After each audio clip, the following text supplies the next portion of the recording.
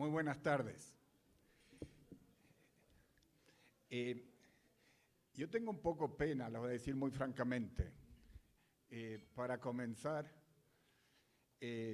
aunque yo soy chileno, creo en la transparencia, así que es muy importante contarles eso primero. Vivo en Estados Unidos y obviamente vamos a tener unos desafíos en el futuro relacionados con los eventos de anoche y si lo sumamos al Brexit, si lo sumamos al plebiscito aquí, yo creo que hay elecciones muy importantes que van más allá de la discusión puntual de competitividad hoy día, pero también hay cierta relación. Quería mencionar eso primero, pero también decir que una pena darles una ponencia a esta hora, especialmente como chileno, varios desafíos. Uno, que a esta hora, para nosotros los chilenos, entre el segundo plato, el postre y el café, uno empieza a pensar en la siesta. Especialmente después de un día tan intenso, con tantas ponencias, tanta buena discusión. Por suerte que Pablo Felipe Robledo, el superintendente de comercio, sí me comentó, y eso fue muy importante para mí, nos comentó en la mañana, de que aquí los emprendedores nunca duermen. Entonces, espero que eso sea el caso. Segundo, como chileno, mi castellano es muy distinto al español exquisito que tienen ustedes aquí en Colombia. Hablamos en un dialecto un poco extraño, así que me disculpo de antemano, además que he vivido por muchas décadas fuera del país. Y por último, estoy muy consciente de que mañana jugamos fútbol.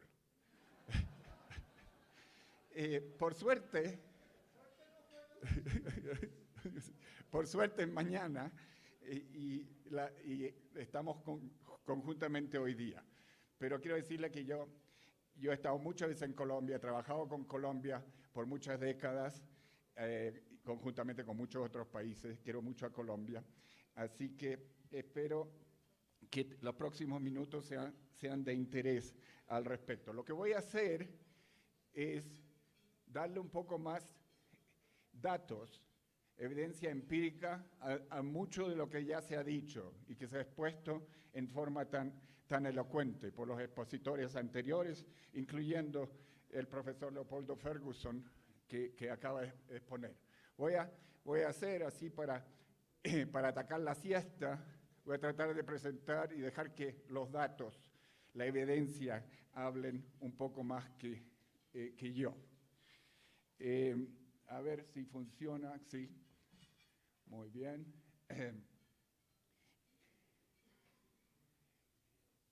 Ok, empezamos y así, para pretender de que tenemos un poco de interacción. Yo sé que es una sala tan grande, con tantas eminencias, tanta gente aquí, que es difícil hacer este ejercicio, que lo hemos hecho en muchos otros paneles, y lo hacíamos cuando yo dirigía la gobernanza y anticorrupción en el Instituto del Banco Mundial, era que hacíamos un sondeo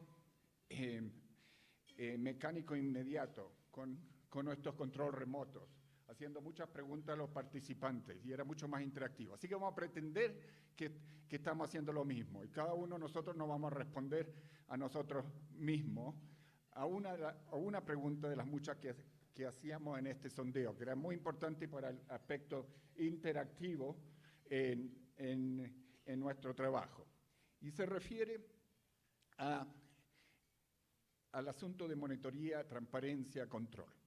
Ok, ustedes, nosotros, todos trabajamos hasta muy tarde, ya lo dijo Pablo Felipe en la mañana, y supongamos que usted es la última persona de salir del trabajo y ir al vehículo en el aparcamiento, ya sea el carro, la motoneta o la bicicleta.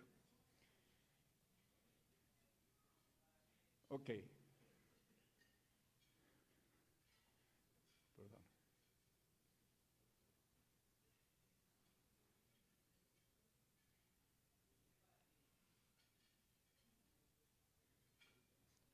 Uno se acerca al vehículo y ¿qué hay? Hay un sobre, uno encuentra el sobre en el piso y uno lo abre y hay el equivalente de $2.000 en muchos billetes. Es solo entre uno y el sobre, no hay nadie más, no hay ninguna monitoría, no hay cámaras, no hay nada. ¿Cuál es la respuesta? ¿Cuál es instintivamente? ¿Qué es lo que uno hace con ese sobre? Esto no viene de nosotros, esto viene de investigación de investigadores de los años 50 en Inglaterra, cuando hubo mucha preocupación entre las compañías de seguros sobre fraude en cuanto a seguros. Entonces, ¿qué es lo que uno hace? Uno tiene tres posibilidades. Una es volver inmediatamente al edificio, encontrar al guardia, devolver el sobre, recibir un recibo y al día siguiente preguntar si se encontró al dueño, qué pasó con el sobre. El otro extremo es decir, mi suerte, y la puedo usar para la educación de mi hijo, de todos modos, si la trato de devolver, se lo llevan, así que yo me lo llevo. ¿Okay? Ese es el otro extremo. Pero hay también una posibilidad intermedia, y la posibilidad intermedia es decir, no sé qué hacer con esto, no le tengo confianza al guardia, no la voy a devolver, me la llevo a mi casa, sí voy a dormir un poco, pero la converso con mi almohada o con mi media naranja, como decimos, y decido en la mañana si la devuelvo o no la devuelvo. Esa es la posibilidad intermedia. Hemos hecho eso como en 10 distintas conferencias, ocasiones, workshops, clases, con mucha gente de todo el mundo, como 500 personas.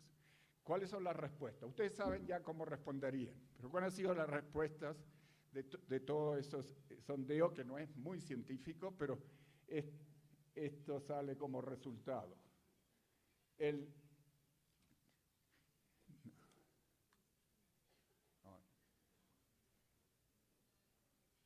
Hay una demora, ya, y se desfalcó un poco el pasado. Pero básicamente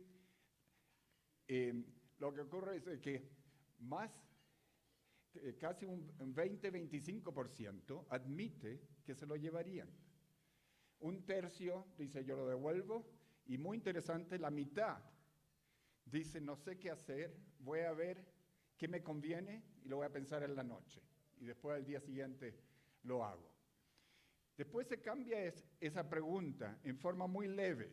Exactamente el mismo ejercicio que mencioné antes, pero con una diferencia. La diferencia es de que hay una posibilidad, la probabilidad es pequeña, 30%. Uno no sabe si uno está siendo observado hoy en día con estas cámaras, y esa puede ser mirada por guardia o no mirada al día siguiente. Pero hay una pequeña posibilidad de ser monitoreado, de que haya transferencia de información y esa información se sepa. ¿Qué pasa en ese sentido? De repente, la misma gente se convierte en prácticamente, la gran mayoría, en luz verde. Y dicen, en ese caso yo la devuelvo. Prácticamente desaparecen los rojos, los que se la llevarían, y unos pocos dicen todavía me la pensaría. La razón que comienzo con este ejercicio, y siempre comenzamos con eso cuando hacemos este tipo de workshops, todo eso es porque desmistifica un poco ciertos mitos sobre la corrupción y temas relacionados.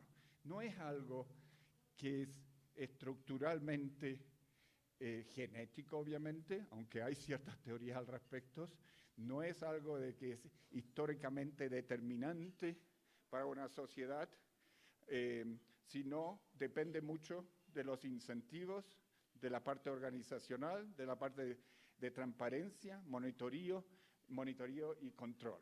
Es decir, hay formas de atacar el problema y mirar los incentivos. Esa es la parte introductoria. Lo que quiero lograr tocar, aunque no sea muy en profundidad cada tema, es ciertos asuntos sobre corrupción. Uno, que hay que empezar mirando el aspecto institucional en un marco más amplio, la gobernanza, como calidad institucional, como reglas del juego. La corrupción hay que integrarla al marco de gobernanza, es un síntoma de fracaso institucional, como mencionó anteriormente Leopoldo, el profesor Leopoldo Ferguson. En la mayoría de las casos es un síntoma muy costoso, pero también puede ser una causa de problemas de gobernanza. Hay una interacción y eso la vamos a conversar. Hay que mirar la gobernanza en un marco más amplio y es hoy en día medible. Y ha sido medible ya por varias décadas. En eso hemos estado nosotros y con muchos aliados. Y se pueden analizar. Y es muy importante que el análisis de estos temas tan sensibles y a veces tan politizados y tan emotivos sea basado en evidencia con el poder de los datos, con el cual se pueden atacar muchos de los mitos que existen al respecto, y en ese sentido vamos a mirar la evidencia sobre nuestro continente latinoamericano, y la evidencia que tenemos sobre Colombia en un marco global. Ustedes son los expertos de Colombia mismo, así que no voy a entrar en muchísimos detalles sobre Colombia que ustedes saben mejor, pero en cuanto al marco empírico global y en el tiempo, voy a mencionar rápidamente con los datos algunos de estas tendencias. Gobernanza y corrupción. ¿Importa? ¿Importa para qué? ¿Por qué será importante? Miraremos eso también desde el punto de vista empírico y analítico, y concluiré con algunas reflexiones con respecto a la corrupción y mejorar la gobernanza que vienen de lecciones y de investigación en muchos lugares del mundo y con los datos globales. ¿Cuánto aplican esto para Colombia? Ustedes sabrán mejor que yo al respecto. Primero, para el marco analítico y empírico y cómo medir todos estos asuntos, se mencionó antes de que nosotros habíamos comenzado ya hace bastante tiempo la medición de gobernanza. La hemos hecho para 210 países del mundo ya desde los medios de los años 90. Y comenzamos con una definición. Primero, hay que preguntarse, ¿de qué hablamos cuando hablamos de gobernanza? Y en general, cuando hablo de gobernanza, es lo mismo que hablar de gobernabilidad. El conjunto de tradiciones e instituciones por las cuales se ejercita la autoridad del gobierno. Ahora, ¿qué significa eso? En forma puntual, eso se puede desempacar en tres dimensiones clave: la dimensión política, la dimensión económica y la dimensión institucional, o de respeto institucional, en el cual, en cuanto a la dimensión política, el proceso en el cual los que están en la autoridad son monitoreados, son seleccionados, son reemplazados. Y eso lo traducimos en dos indicadores de gobernanza en la parte política. Uno, hasta qué punto hay voz y rendición de cuentas democráticas en el país, una democracia efervescente. Y lo segundo es cuánta estabilidad política y ausencia de violencia y terrorismo. La segunda dimensión general de gobernanza es la parte más de gobernanza económica, la capacidad del gobierno para formular e implementar las políticas y proveer servicios públicos a la población. Eso también lo traducimos en dos indicadores, uno para la efectividad del gobierno, el otro para la calidad regulatoria. Y la tercera dimensión de respeto institucional es el respeto a los ciudadanos y al Estado, a las instituciones que gobiernan. Y esa también se traduce en dos indicadores. Una es la calidad de la aplicación, no solo lo que está escrito en las leyes, la aplicación del Estado de Derecho, una, y dos, el control de la corrupción. Hasta qué punto está mejor, bien o no así.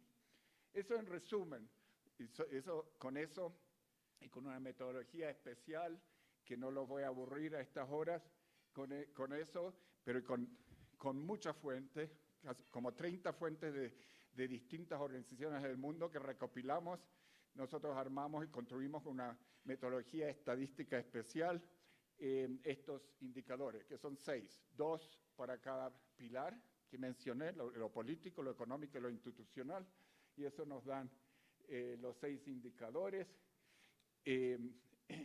los cuales ahora los utilizaré para dar ciertas pautas de cómo ha habido avance en el tiempo y dónde estamos hoy en día. Ok, aquí, ¿qué vemos? Esto es, no se pueden ver todos los nombres de los países, pero es una lámina para mostrar para uno de los indicadores muy importantes, que es el control de la corrupción, cómo están como 50 países de los 210 del mundo. Es muy importante recalcar que uno ve no solo que hay una altura de la columna misma, pero también una línea finita sobre cada columna. ¿Por qué es así? Porque es sumamente importante ser muy transparente y muy preciso sobre el grado de imprecisión en todos estos datos, no solo los nuestros. Cualquiera de estos datos tiene un margen de error.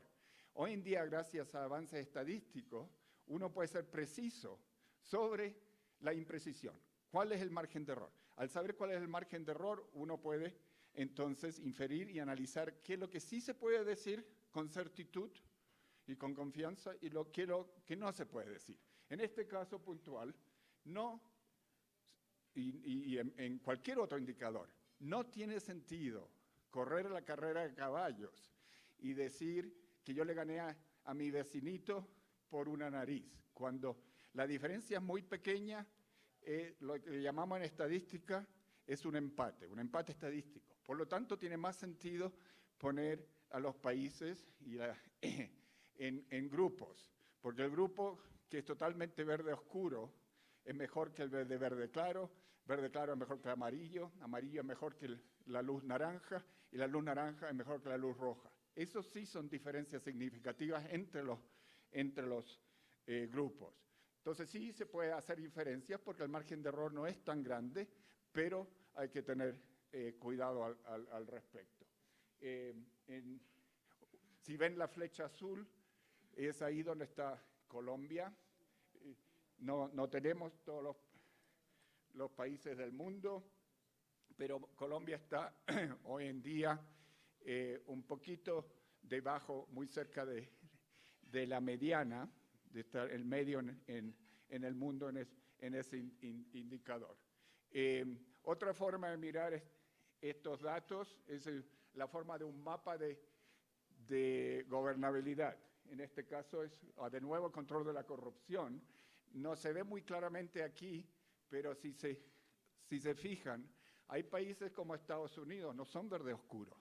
Ya hoy en día, y veremos dónde estarán unos años más, son solo verde claros. Canadá, Escandinavia y otros sí son verde oscuro. Esos son los modelos. Italia, Grecia, varios otros de Europa del Sur son luz amarilla nomás. Botsuana, en África, Chile y Uruguay son luz verde. Y hay muchos otros amarillos y hasta cerca de naranja que están en europea o la nueva Europa. Entonces, lo que da este tipo de pauta ya es el reto de tener mucho cuidado con estos mitos de que uno puede generalizar para toda una región, generalizar de que los países del norte son todos modelos y los en el sur están todos muy mal. Aún dentro de las Américas mismas, de nuevo vemos que Estados Unidos está peor que Canadá, pero también vemos en nuestro continente hay una variación muy grande. Está todo el espectro entre verde, y luz roja. Usted conoce la geografía, no necesito ir país por país, pero ahí se ve. Se puede hacer lo mismo con el Estado de Derecho, y si les parece que esto es un poco como cortar y paste del web, del Internet, es el caso. Está todo en el Internet, todos estos datos, y uno puede trabajarlos para el interés de uno mismo. En cuanto a lo que sale muy claramente de estos datos, uno de las conclusiones, mirándolo también en el tiempo, es de que los países que son ricos en recursos naturales, y es uno de los temas que en nuestra organización nos enfocamos, tienen retos muy especiales y en general, como promedio, les va peor en cuanto a la calidad de gobernanza, la calidad de control de la corrupción, que los países que no son ricos en recursos naturales. A veces se llama esto la maldición de los recursos, pero no es nada determinista al respecto. Hay algunos países que lo han hecho mejor. En ese contexto, cabe destacar, y por eso yo creo que es tan importante mirar los datos, porque hay un poco de mitología, tengo la impresión, de mucha gente con la cual he conversado y en los medios de comunicación, de que Colombia está muy mal en cuanto a corrupción y a otros temas de gobernanza. La verdad es que ha habido logros muy importantes. Se mencionó en la mañana, incluyendo por el presidente, Rosario también lo mencionó, de que ha habido avances en el caso de competitividad y temas asociados con competitividad. Lo que vemos claramente en nuestros datos sobre gobernanza, y para cada tema, la barra de más arriba es el 2000, la de mediana es 2008 y la más reciente finales del 2015, o sea, la de más abajo en cada caso. Y se ve entonces que básicamente en cada tema ha habido un auge los últimos 15 años, incluyendo los últimos 7 años. A veces con un poco de estancamiento, pero el auge queda muy claro, incluyendo en control de la corrupción. Obviamente todavía queda el tema de la paz, que queda pendiente, ese es el segundo, el celeste, pero también ahí ha habido cierto avance. Y eso es muy importante, y contrastarlo con otros países del mundo. El vecino Venezuela se ve exactamente en la dirección contraria. Claro que nunca nos gusta descansar en nuestros laureles, como decimos. Si miramos el caso de Uruguay, por ejemplo, mucho más completo y también ha avanzado mucho en la dirección adecuada. En Chile también tenemos algo como eso, aunque en ciertos temas como control de la corrupción hemos tenido desafíos importantes en el último par de años.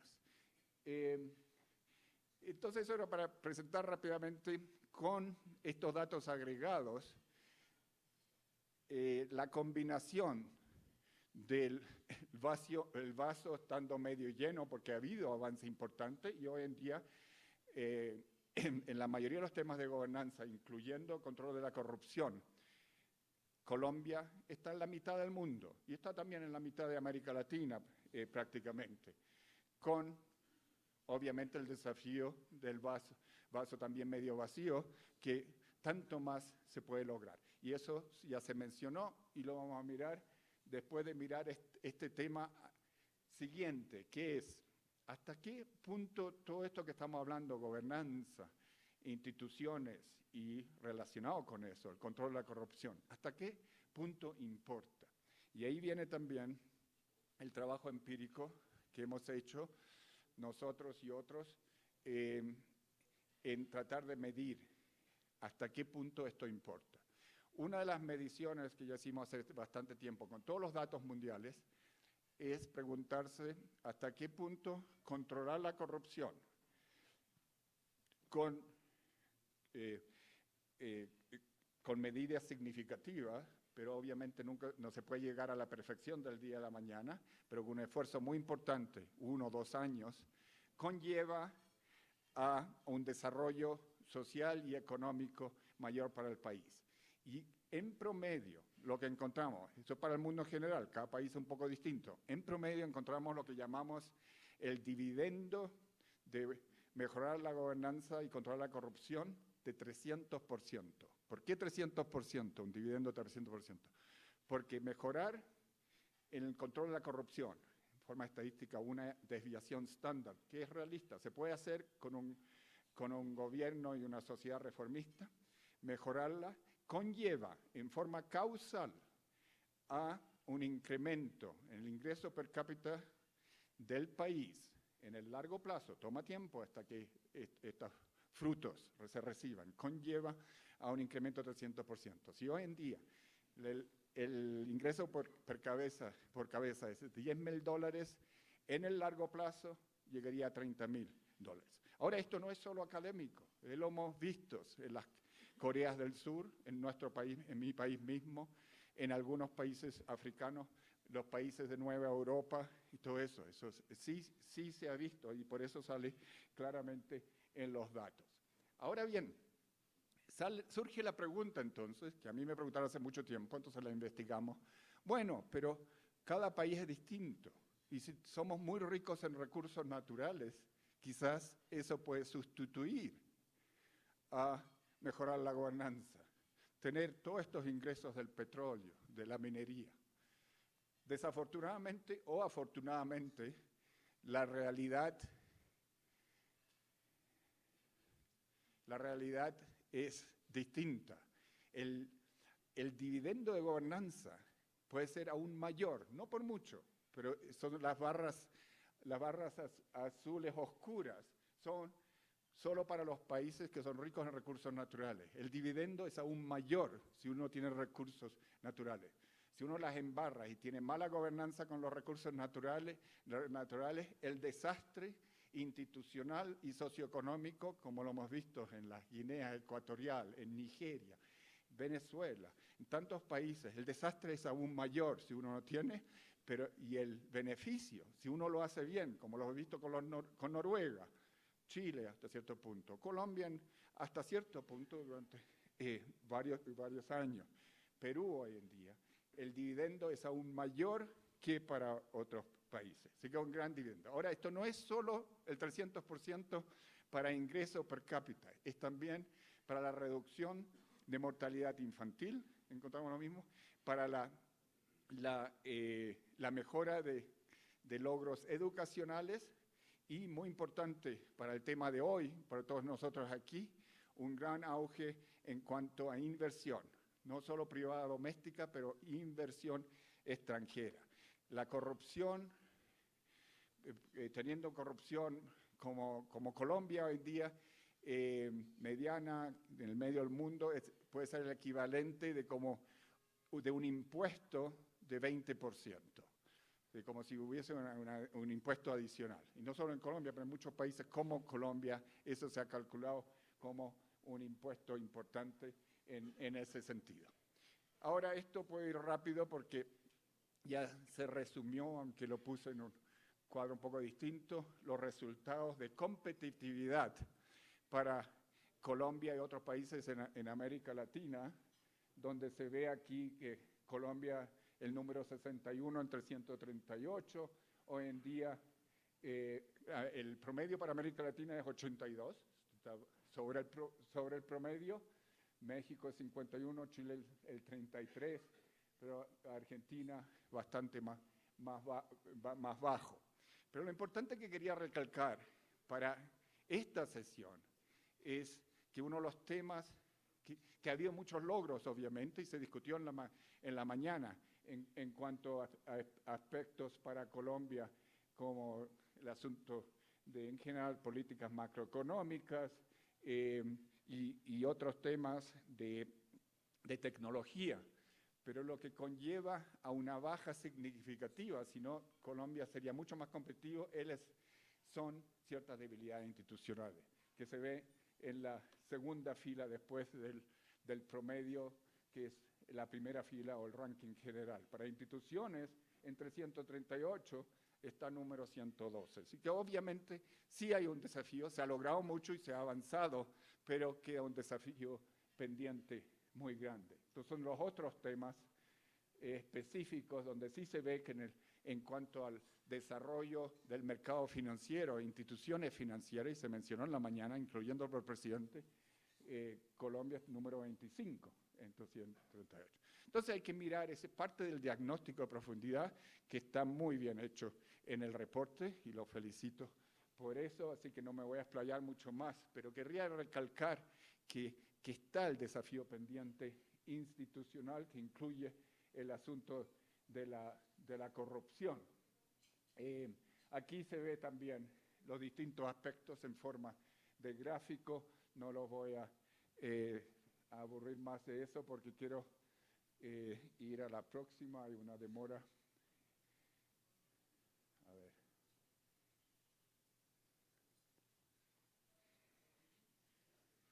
demasiados datos, se estancó el asunto o se fue a la siesta. A ver, aquí viene. Ups.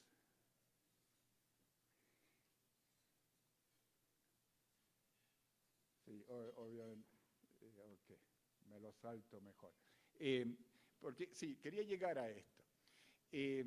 Entonces, hablamos antes de la corrupción y gobernanza. Después miramos el aspecto de competitividad y vimos que el asunto de institución es importante. Pero ¿qué pasa si cruzamos nuestros datos independientes, totalmente distintos, el índice de gobernanzas y corrupción que mencioné al principio, por un lado, y los índices de competitividad del Foro Económico Mundial?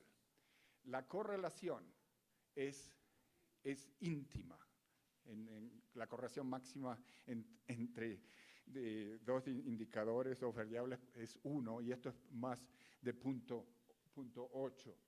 Y hemos hecho algunos test de causalidad, y cierta causalidad. Mientras más se maneja la corrupción, la competitividad es mucho más grande. Y esto es lo que se ve en todos estos puntos aquí. Pero no es solo sobre la competitividad. Relacionado con eso es cuánto paga un país cuando emite bonos internacionales. ¿Cuál es el premium que hay que pagar sobre el LIBOR? Hay una relación, de nuevo, más del punto 7, súper estrecha.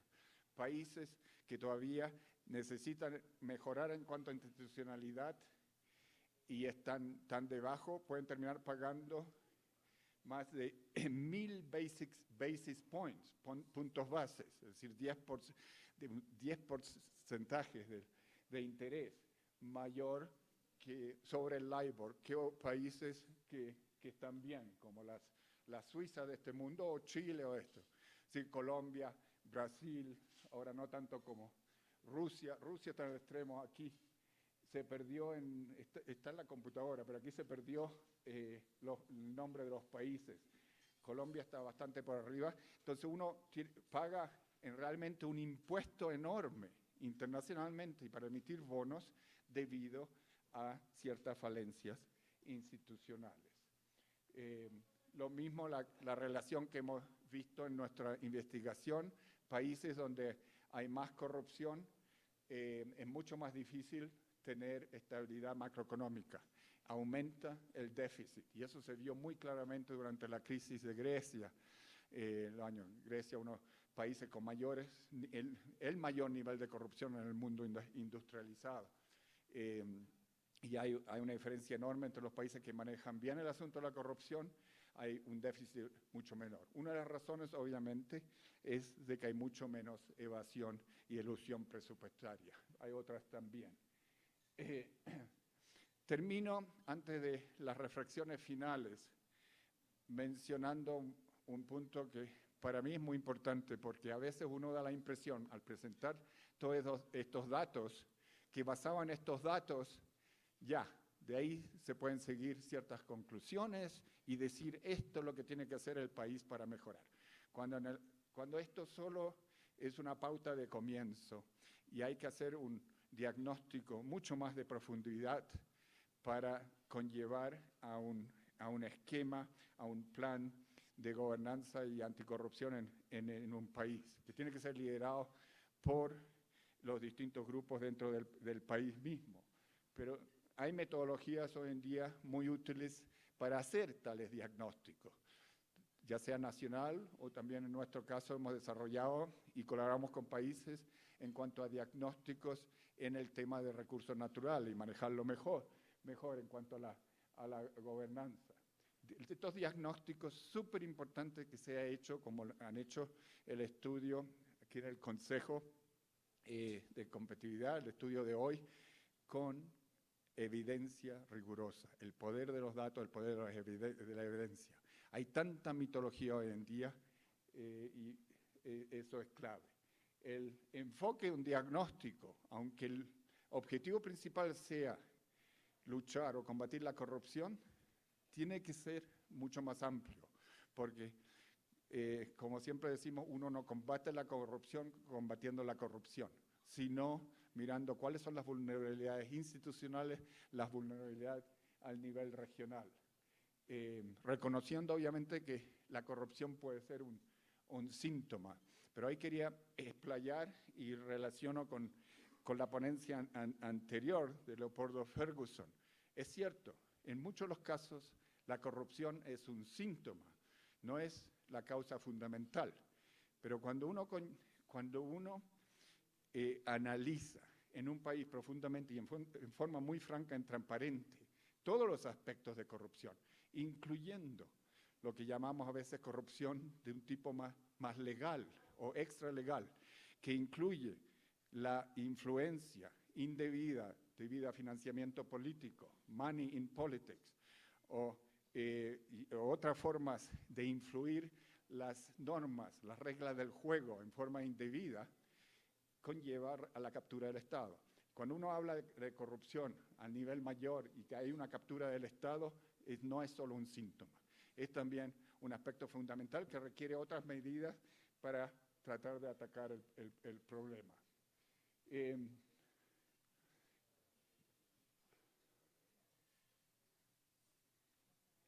Aquí. Esto es solo un ejemplo, la importancia de diagnosticar más en profundidad. Todos los números que mencioné antes pueden ser de interés, pero no son lo suficiente para un diagnóstico de profundidad de país y para elaborar un plan de acción.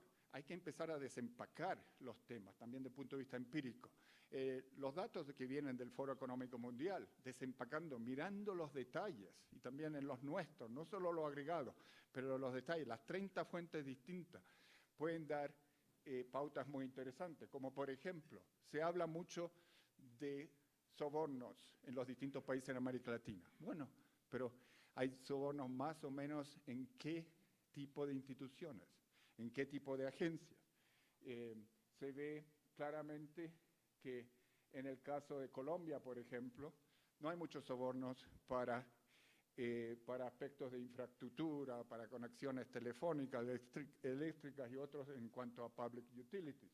Pero por otro lado, en cuanto a decisiones judiciales, contratos públicos, licitaciones y también sobre colección de impuestos sale más agudo. Entonces, es solo para ejemplificar de que es muy importante mirar los temas puntuales y no basarse solo en percepciones muy genéricas. Esto viene de las empresas mismas que responden a las encuestas organizadas por el Foro Económico Mundial, donde el Consejo también está involucrado. Pero solo un ejemplo, hay muchos otros. Nosotros hicimos un diagnóstico en profundidad cuando yo estaba con el Banco Mundial, con el que era en ese entonces vicepresidente Gustavo Bell, hace muchos años, con encuestas muy puntuales de los usuarios de servicios, de los servidores públicos que sí respondían de forma muy franca y de los empresarios. Entonces, es muy factible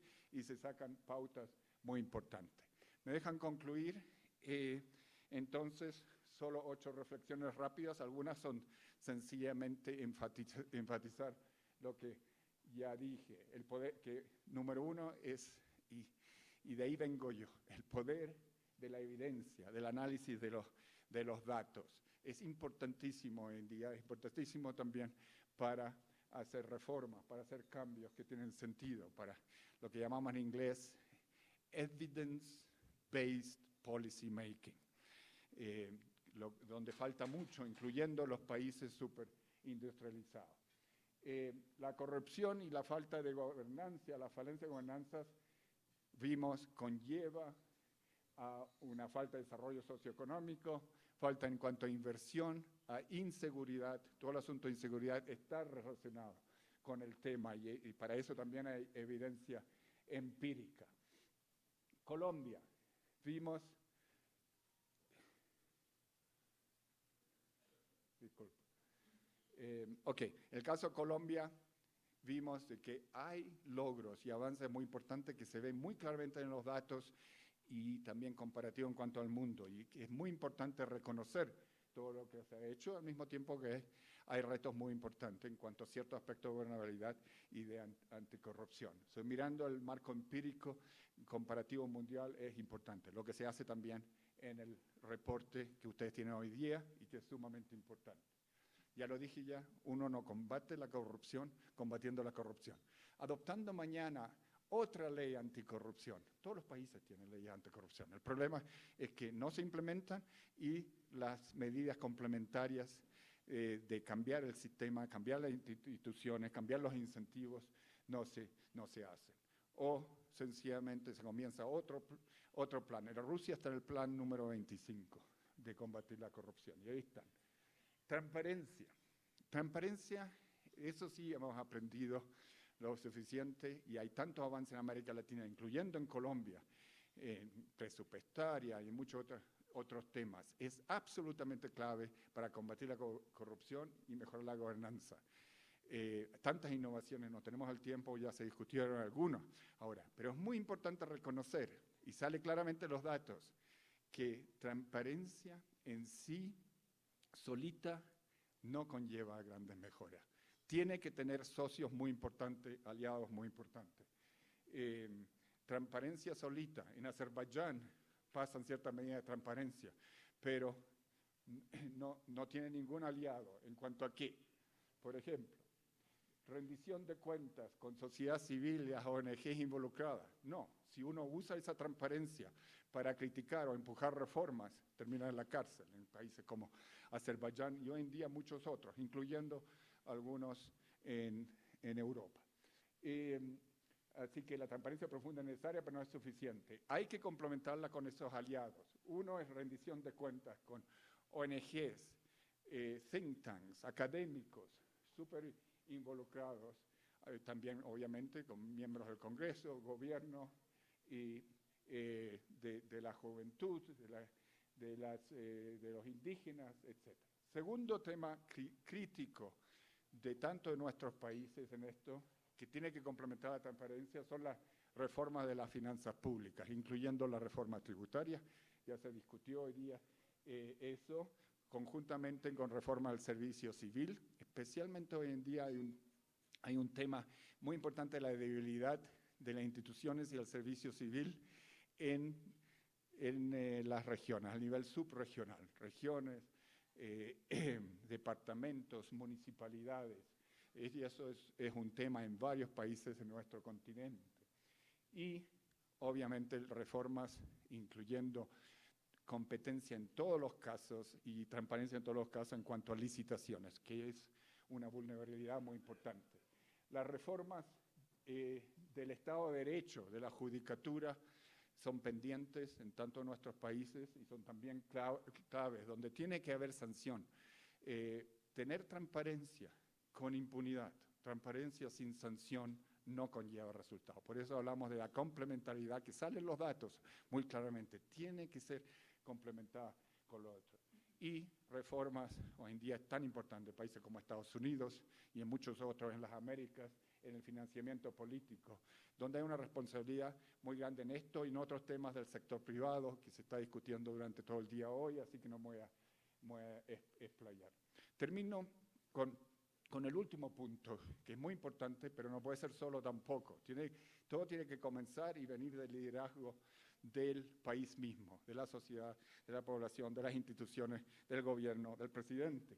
Pero el entorno mundial es muy importante, por eso la elección anoche fue muy importante.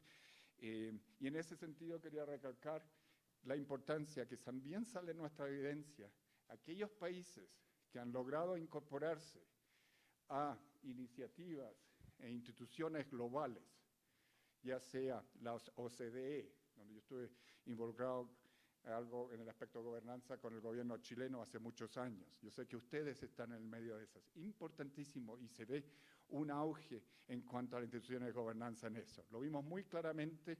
Yo viví en Ucrania y estuve mucho en otros países de la ex Unión Soviética. Aquellos países que tuvieron la oportunidad de acceder a la Unión Europea versus los que no tuvieron la oportunidad, fueron en forma totalmente divergente en cuanto a instituciones, gobernanza, reformas legales y otras. Son oportunidades únicas.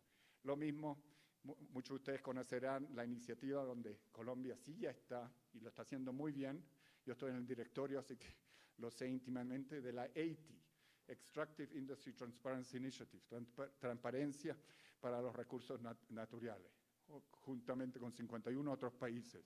Colombia ha empezado muy bien en eso. Está también la iniciativa del gobierno abierto o OGP, donde Colombia también está. Ese tipo puede dar un ímpetu, y puede ser un foro, dar un espacio para involucrarse en forma de acción colectiva. Y ahí termino con la reflexión de lo que se hizo en Chile recientemente, después de varios temas, retos y escándalos de corrupción, de crearse un grupo, un grupo interdisciplinario y de los distintos grupos de la población, de la sociedad civil, académicos, de empresarios y otro tipo de expertos. Tenían 45 días para trabajar conjuntamente, día y noche, y tener un programa de anticorrupción. Sacaron 200 y tantas esquemas o iniciativas de reforma. La mayoría están siendo implementadas hoy en día. Y es mucho por la presión de esta acción colectiva, incluyendo la sociedad civil y otros en la población, pero con el apoyo de gente del gobierno y del Congreso. Son esquemas, hoy en día los peruanos están muy interesados en algo así y en otros países también. El punto que quería mencionar, y hay que adaptarlo en cada caso, es de que hay formas de mejorar el asunto. Tenía toda la razón el exponente anterior.